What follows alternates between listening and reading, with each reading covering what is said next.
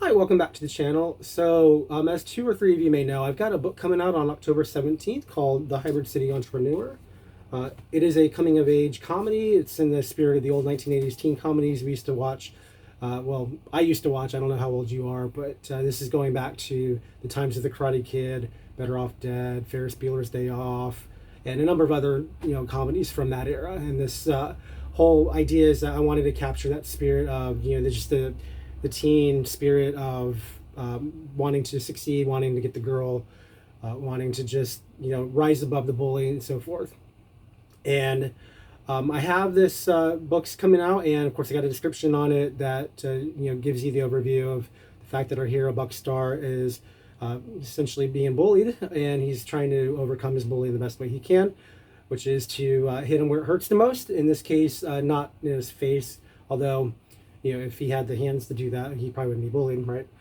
But instead, it's going to be hitting him at his wallet, and that's sort of like the spirit of the 1980s idea. Is when you really want to get back, you go for the wallet, and it's a little tongue in cheek, but it's fun. It's based on a game that I was making since 2009, and I thought it'd be nice today to just read a passage from the first chapter of the book, so you all kind of know what's in it, so that if it's something that you're interested in, do feel free to check it out. And so again, this is the book here, and let me show you. We're going to read from the first chapter, chapter 1. It's actually called episode 1 because this is written as real fiction initially, so hopefully you can see that. So the name of the first episode is called Birthday Boy, and let's go ahead and see if it's something you're interested in. The day Buck Star turned 18, he expected his friends and his family to throw him a party. Instead, his bully of 4 years threw him into a locker.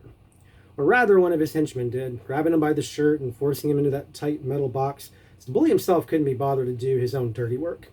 Either way, it was an easy misjudgment to make. 18-year-olds weren't typically targets of high school abuse, so when Buck awoke that morning nervous about getting his 18th birthday right, but excited about the possibilities for love and respect that lay ahead, he figured today was the day he was finally free from torment. But old traditions didn't always end with age. Sometimes the tradition lived until the venue died. In Buck's case, if 18 didn't change the circumstances, then graduating high school would have to. Fortunately, that moment was just 3 weeks away, and he was ready. High school had taught him nothing but what bad pizza tasted like and what a foot to the butt felt like. Instead of keeping consistent with attending his classes, he'd spend his home away from home in his locker. Great Garrett Nedmeyer was his next door neighbor, and Buck was no fan of Garrett's.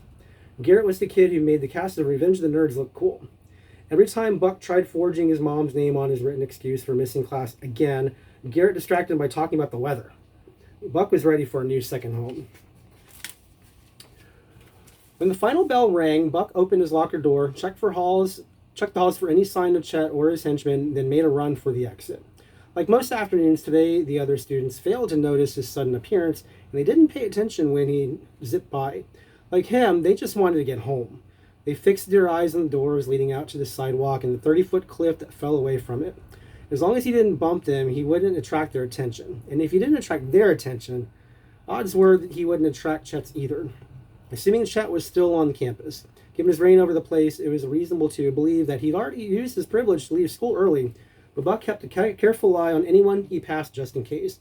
Hardly any eyes looked back. He emerged into the sunlight without an elbow to the face, but someone had noticed him.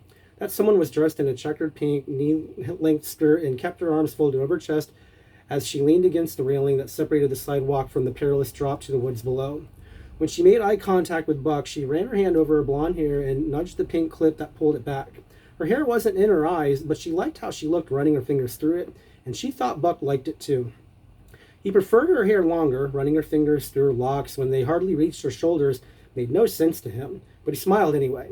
After spending the last 2 hours confined to a smelly metal box, listening to a whiny kid complain about the highs and lows of the stock market, the sight of her warm eyes and soft lips was more welcome than sunshine. She smiled back as she leaned in his direction and hopped off the railing.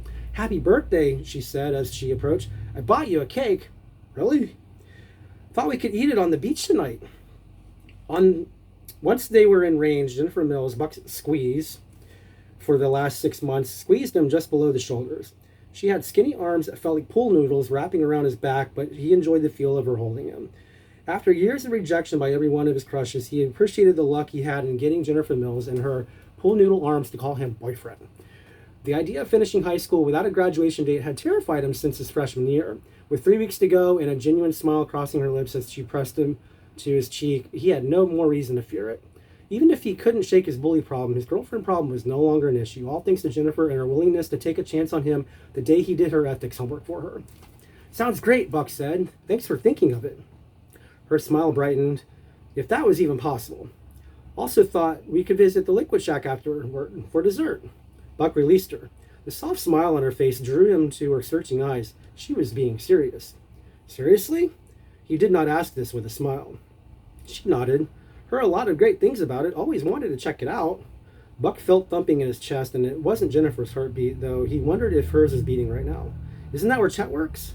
She had the glazed look in her eyes as she moved her focus to the puffy clouds floating overhead. Chet? Chet Armstrong, Hybrid High student body president, captain of the football team, captain of the cheerleading squad, the guy who thinks it's funny to dunk my head in a toilet on Tuesdays, calls it Toilet Tuesdays? Chet? Oh, sure, yeah. But Chet doesn't just work there. He owns the place. Isn't that amazing? Her smile fluttered as she spoke. Her eyes darted from cloud to cloud. The strange thump in Buck's chest moved down to his stomach. He didn't want to see Chet after school or give him money voluntarily. Buck had already given him plenty of money involuntarily. Can't we just stay at the beach? Maybe throw a frisbee around? I think I have one under my bed. Jennifer placed one hand on his shoulder and the other on his chest. Her eyes were once again locked with his. Please, he makes the best juice in town. Her lips quivered. So I hear. All my classmates rave about it. Always wanted to taste it. His chest is so hairy and he's so rich. And Buck shook his head, backed away slightly. Tonight was his night. It was his birthday. His birthday. His birthday. Why would he want to spend it with Chet or his juice? I don't know. I'm not sure I'm feeling it, Jen. Ah, come on, Buck. Live a little. It's juice. Apple juice, pear juice, lemonade juice, kiwi juice. She stroked his shoulders, causing that usual electricity to surge into his neck and down through his body. We're only 18 once. Buck couldn't reject the pleas of such a lovely face staring back at him, even if her hair was too short to brush back competently. All right, fine. I guess there's no harm in getting some juice. Now that his birthday date was finalized, he'd have to figure out how to reach the end of it without the night going horribly wrong. After all, Chet wasn't the type of person who would limit his torment to lockers and toilet bowls. If Buck stepped foot on Chet's business ground, he would essentially be spraying on his turf, and Chet might take it as a threat. As he swayed his sights over to the tree line in the gorge below, where only one kid had fallen in the 4 years since he started attending the school, Buck considered the consequences of a misstep.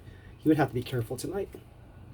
So, and there's more. That's the first part of episode 1. There's 2 more parts. And, of course, the ending of episode 1 doesn't go so well for Buck, as you may find out if you decide to keep reading or you want to continue to read. So that's Hybrid City Entrepreneur. Again, it comes out on Friday, October 17th at all the stores. And you can get it hardcover, paperback, or ebook. The ebook will be available for just 99 cents during the pre-order phase, which you can do now at most of the stores.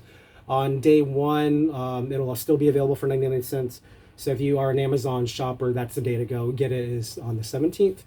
And then from the 18th to the 24th, it's going to go up to $2.99. And then the full price will go, I think it's going to be the following Friday. So it's at the 24th, 25th. It's going to go to its full price of $5.99. So the best time to get it would be Friday the 17th. And I sure hope if you do, you'll leave a review and tell me what you think. Or you can just leave a comment in the YouTube channel here and let me know. But again, it's going to be on sale starting Friday, where you can pre-order it now. Also, if you would like to do a review copy, there's some review copies available to you over at Story Origin, Book Sprout, and Book Sirens if you would like to take a look there. I can also provide a link if you would like. So, but that's all.